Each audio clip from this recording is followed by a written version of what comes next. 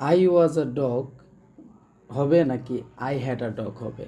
এখন আমার একটা কিছু ছিল এবং আমি কোনো একটা কিছু ছিলাম, ওইটা বলতে গিয়ে আমরা অনেকেই উল্টাপাল্টা বলে ফেলি। আসলে আমরা একটু শিখে নিই কোনটার সময় কোনটা বলবো। আই ওয়াজ মানে হচ্ছে আমি কোনো একটা কিছু ছিলাম, এবং আই হ্যাড মানে হচ্ছে আমার কোনো একটা কিছু ছিল।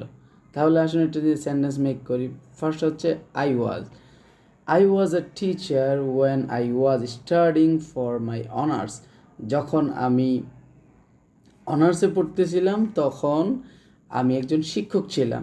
তাহলে আমার কোনো একটা কিছু ছিল হলে তাহলে আমরা এটা কীভাবে বলবো? এটা হচ্ছে for example, I had a phone, আমার একটি ফোন ছিল, বা আই হ্যাড আ আইফোন, আমার একটা আইফোন ছিল। তাহলে আমরা যদি বলি আমার একটা কলা ছিল, তাহলে এটার ইংলিশ কী হবে? আই হ্যাড আ বানানা। তাহলে উল্টা পাল্টা বলার কোনোই কারণ নাই। আপনারা আই ওয়াজ আ ডগ বললে তো হয়ে যায় আমি একটা কুকুর ছিলাম। এগুলো উল্টা পাল্টা ইংলিশ বলার কোনো প্রয়োজন নাই।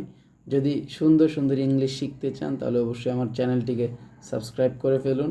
অবশ্যই বেল আইকনটিতে চাপ করে রাখুন যেন আমি ভিডিও দেওয়ার সাথে সাথে আপনার কাছে নোটিফিকেশন চলে যায়। আর পাশাপাশি আমার ভিডিওতে কমেন্ট করে রাখুন। আসসালামু আলাইকুম।